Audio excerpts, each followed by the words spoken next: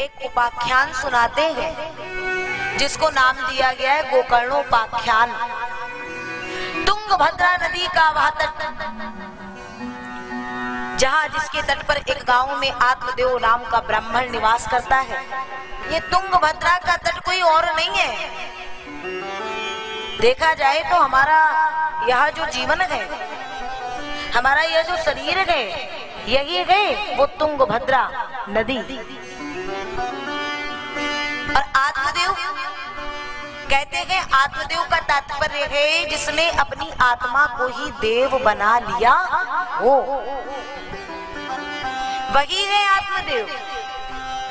और आत्मदेव की एक पत्नी है जिसका कि नाम है धुंधली। धुंधली का तात्पर्य संतों ने दिया कि धुंधली वही है जिसको नेत्र होते हुए भी जितना भी कुछ दिखे वो सब धुंधला धुंधला दिखाई दे, वही धुंधली है। और मुझे लगता है हम जितने भी हैं ना, वो सब क्या है, वही धुंधली के सदृश है। कैसे? हम सबको पता है कि यह संसार नाशवान है। यहाँ जो है, जो वस्तु आज आपको सुख दे रही है, जो मनुष्य आज आपको प्रसन्नता दे रहा है, अगले ही पल वो आपके दुख का कारण भी हो सकता है। यह परिवर्तन चलता रहेगा। और जीवन नाशवान, संसार नाशवान, शरीर नाशवान, और इसके बाद भी प्रेम हम ऐसे करते हैं जैसे कि ये सब हमसे कभी छूटेगा नहीं। और यहाँ तक कि आज माता पिता भी बच्चों को शिक्षा भी देते हैं, तो विडंबना ये है कि यही शिक्षा देते हैं, मात पिता बालक ही बुलावही, उदर भरे भरे सोई धर्म सिखावही। जैसे तेरा पेट भरे ना बेटा, वही कार्य करना। और सन्यास साधु कब बनते हैं? मानस की वो चौपाई बताती है, नारी मुई घर संपत्ति नासी और मूड मुड़ाए भय सन्यासी। नारी हुई घर संपत्ति नासी, मूड मुड़ाए भय सन्यासी। नारी मुई घर संपत्ति नासी, मूड मुड़ाए भय सन्यासी। नारी हुई घर संपत्ति नासी, मूड मुड़ाए भय सन्यासी। घर में स्त्री नहीं रही, घर की संपत्ति का विनाश कर दिए और फिर हो गए सन्यासी। ये रूप रख लेंगे तो कहीं भी जाएंगे तो भोजन पानी तो मिल ही जाएगा, ऐसा विचार करके। और वही होता है धुंधली का स्वरूप। अब देखिए, आत्मदेव जी के यहाँ हर वस्तु है, हर सामग्री है, परंतु एक चीज नहीं है जिसकी आत्मदेव को बड़ी ग्लानि है। क्या नहीं है? पुत्र नहीं है, संतान नहीं है। और एक दिन विचार किए कि मैं प्राणों का परित्याग कर दूंगा। ये जीवन जीने का तात्पर्य क्या है? हमारे पास में इतना धन संपत्ति सब कुछ है, लेकिन हमारे वंश को आगे बढ़ाने वाला, हमारे नाम को आगे बढ़ाने वाला तो है ही नहीं। विचार करके आत्मदेव उस मोह के बंधन में फंसे हैं, जो कि अभी बंधन उनके पास भी नहीं है। पुत्र है नहीं, संतान है नहीं, लेकिन बंधन उसका अभी भी है। और हमारे जीवन में सबसे बड़ा दुख का कारण यही है कि जो हमारे पास है नहीं, हम रोते उसी के लिए हैं। जो है उसकी कद्र नहीं है और जो नहीं है उसके लिए रोते हैं। आत्मदेव चले गए घर को छोड़ करके वन में, जंगल में, और वहां प्राण त्याग का विचार करते हैं। एक स्थान पे बैठे हैं, रुदन कर रहे हैं। वहां एक संत का आगमन हुआ और उन्होंने जैसे ही इनको देखा और विलाप करते हुए देखा तो पूछ बैठे, तुम्हारे दुख का कारण जान सकता हूं? अब आत्मदेव को लगा कि संत आए हैं, इसका मतलब क्या भगवान ने मेरी इच्छा को पूर्ण करने के लिए इन्हें भेजा है। और अपनी पूरी जो दुख की गाथा थी वो बड़े प्रेम से बता दिए और बोले, महाराज अब आपने पूछा है तो अब तो कृपा करो और ऐसी कृपा करो कि मुझे पुत्र की प्राप्ति हो जाए। लेकिन आत्मदेव जैसा ब्राह्मण आज बैठा है और एक अद्भुत संत आकर के जो वहां समझा रहा है, उसे साधारण मत जानना। ये भगवान का ही इशारा था कि आत्मदेव सुधर जाओ, मत पढ़ो। संत ने कहा, तुम्हारा तो मस्तक देख के बता रहा हूं कि तुम्हारे 7 जन्मों तक कोई संतान नहीं है। आत्मदेव ने कहा, जब आप जैसा संत कह रहा है तो महाराज ऐसा है, अगर इतना ही देख के बता रहे हो तो क्या कृपा करके मुझे पुत्र नहीं दे सकते हो?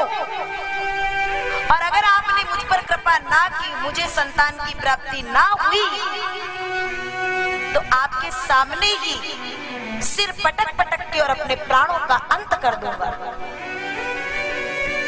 संतों को हंसी आ गई और कहा, ये विधाता का कोई ना कोई लेख है जो मैंने इतना समझाया और आत्मदेव को मेरी बात उल्टी लग रही है। तो एक फल लिए और दे दिए, जाओ अपनी पत्नी को दे देना, उन्हें वो सगर्भा हो जाएंगी, तुम्हें पुत्र की प्राप्ति हो जाएगी। अब तो आत्मदेव बावला होकर के चल दिया।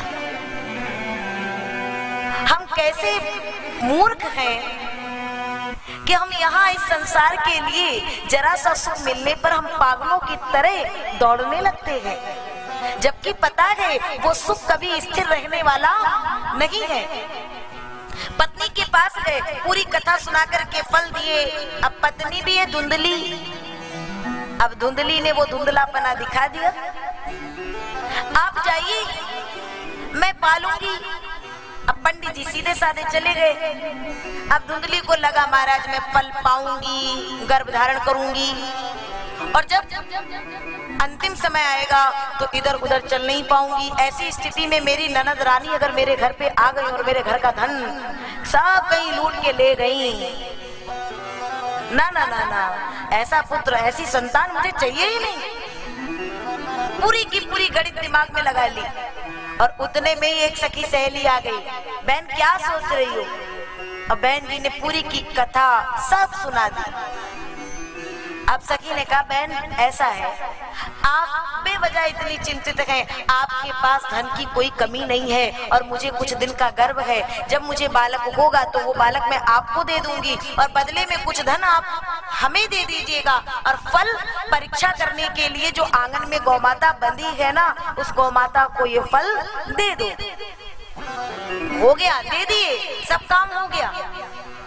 समय बीता, पुत्र आ गया, चारों ओर हल्ला मच गया, आत्मदेव जी को पुत्र हुआ, पुत्र हुआ। अब तो आत्मदेव की खुशी का, प्रसन्नता का कोई ठिकाना नहीं। जो नगाड़े बजवाए, आहा, जो ढोल बजवाए हैं सरकार, जबकि पता है उसका अंत क्या होना है। और बाद में सबको दान दक्षिणा करने के पश्चात आत्मदेव ने कहा, मेरा पुत्र है, मेरा नाम आत्मदेव है, ये होगा परमात्म देव। धुंधली बोली, ना बिल्कुल नहीं, गर्भावस्था की पीड़ा को मैंने सहा है और नाम रखेंगे ये अपने से मिलता जुलता बिल्कुल नहीं। मेरा नाम है धुंधली और मैं इसका नाम रखूंगी धुंधकारी। आत्मदेव जी ने कहा तेरा मेरा कुछ बटा थोड़ी है, रख ले, तू ही रख ले। धुंधकारी। और कुछ दिनों पश्चात वो गौ माता ने भी एक बालक को जन्म दिया। उसके श्रवण, उसके कान गौ के जैसे होने के कारण नाम पड़ता है गोकर्ण। दोनों बालक समयानुसार बड़े हो रहे हैं। गोकर्ण पंडितो ज्ञानी धुंधकारी महाखला। गोकर्ण पंडित ज्ञानी हुए और धुंधकारी अत्याचारी, दुराचारी, पापाचारी, सर्व अवगुण संपन्न धुंधकारी। बालकों के साथ खेलने जाता, मार पीट करके कुएं में डाल करके आता है। अत्याचार जब बहुत इसके बढ़ गए तो एक दिन आत्मदेव जी ने कहा, घर के आंगन में बैठ के रुदन कर रहे हैं और मुख से आवाज यही निकली कि ऐसा कुपुत्र होने से अच्छा तो मेरे पुत्र होता ही नहीं। लेकिन उस समय जब संत ने समझाया था ना, तो संत के वचन उनको समझ में नहीं आए। इसीलिए संतों ने कहा है, जेहि वेदना दारुण दुख देहि, ताकि मति पहिले हर ले।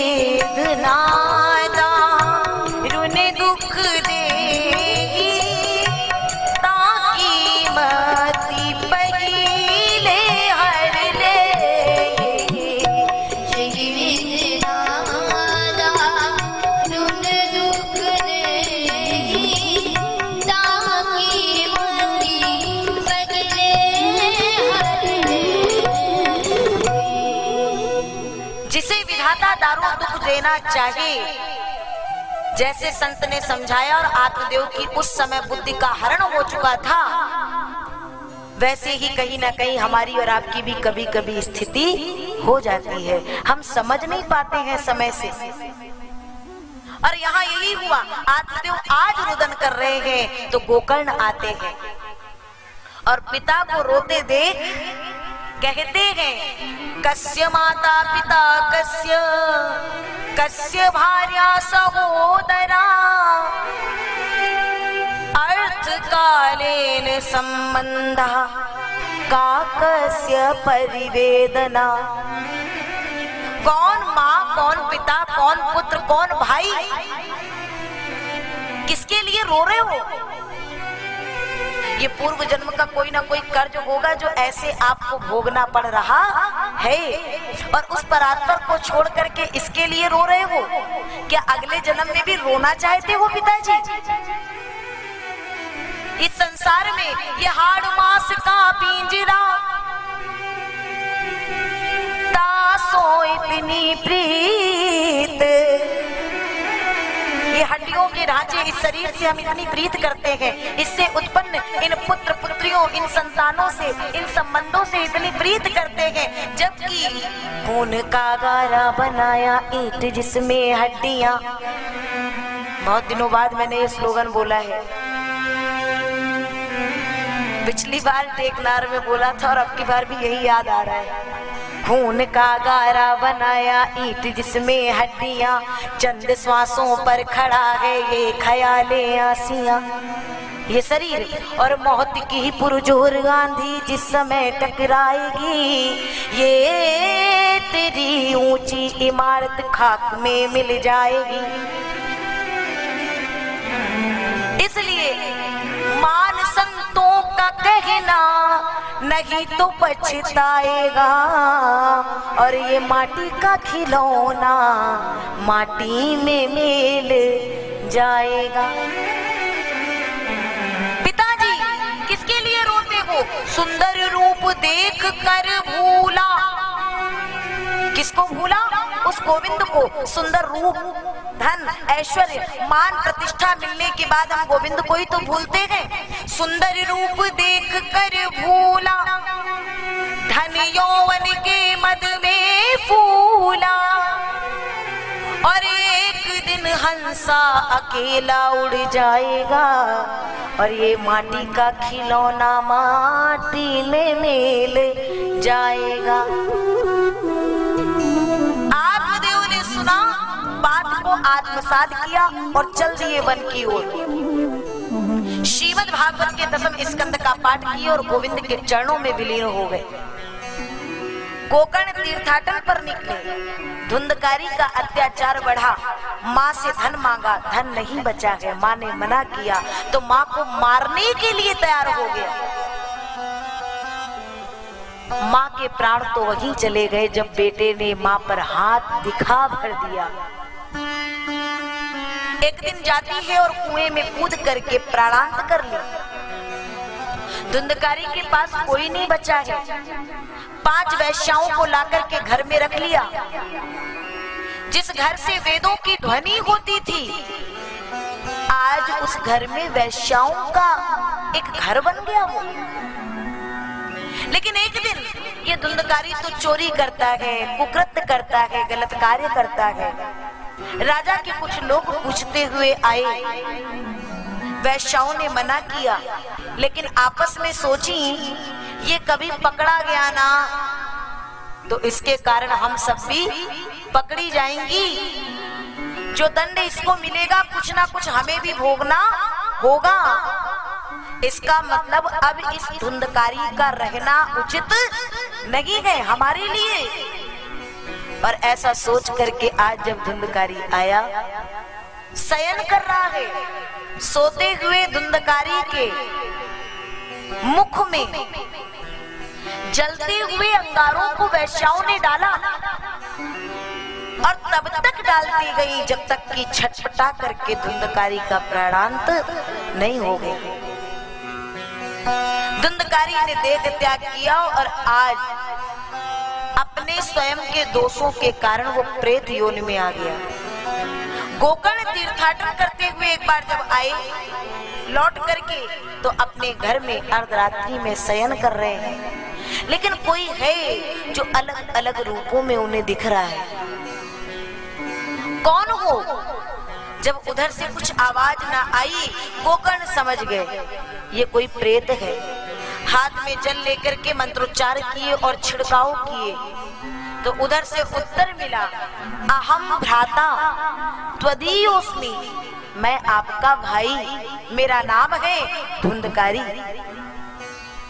स्वकीये नैव दोषेण ब्रह्मत्वं नासितम मयः,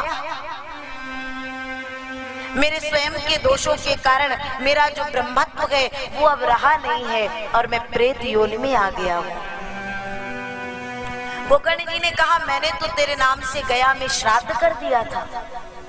बोले ऐसे एक नहीं, सैकड़ों श्राद्ध, गया श्राद्ध कर दीजिए तो भी मुझ पापी की मुक्ति होने वाली नहीं है, कुछ उपचार करिए।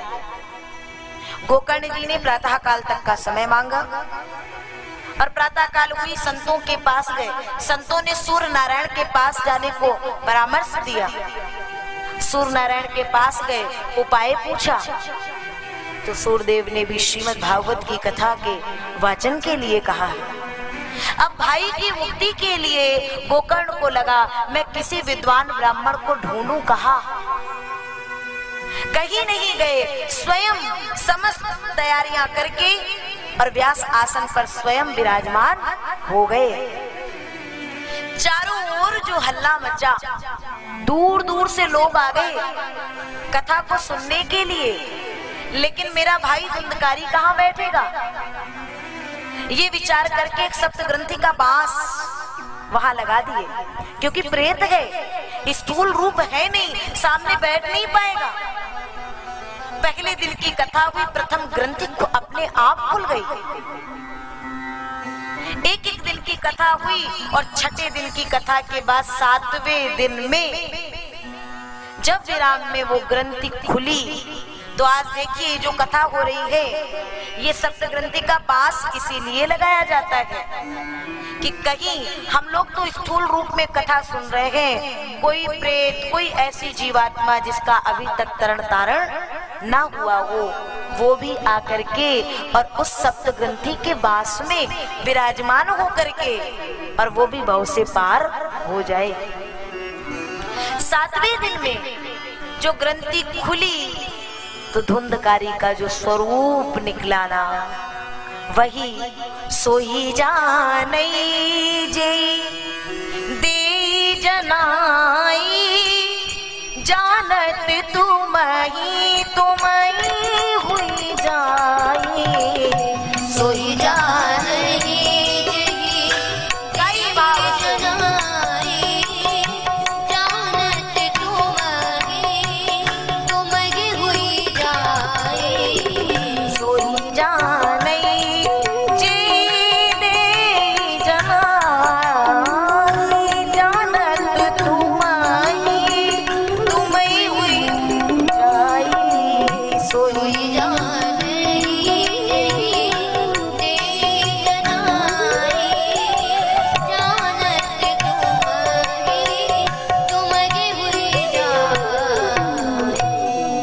दिव्य रूप रख करके धुंधकारी प्रकट हो गया, भगवान के द्वारपाल लेने के लिए आए।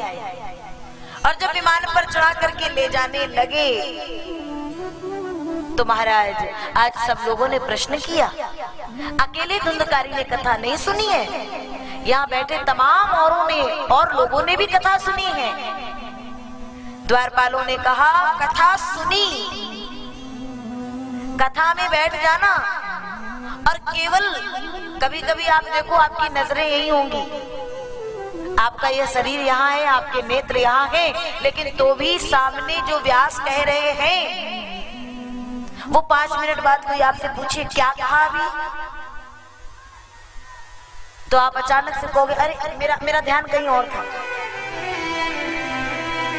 कई बार ऐसा होता है, ये श्रवण में भेद होने के कारण ही धुंधकारी और लोगों के और श्रोताओं के फल में भी भेद हो गया।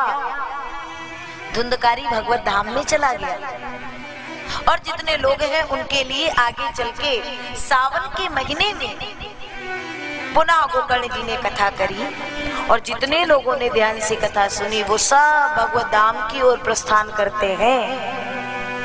ये श्रीमद् भागवत के जो महात्म की कथा है ना, इसको ही इसमें ही भक्तों की वो जो परख है ना, कथा को सुनने की लालसा, कथा को जीवन में जीने की लालसा, वो तुरंत समझ में आ जाती है। और यही कथा जिसने जीवन में उतार ली वो पूरी की पूरी भागवत का सार यहीं से जान जाएगा और फिर वो भागवत कथा के बिना रह ही नहीं पाएगा सरकार।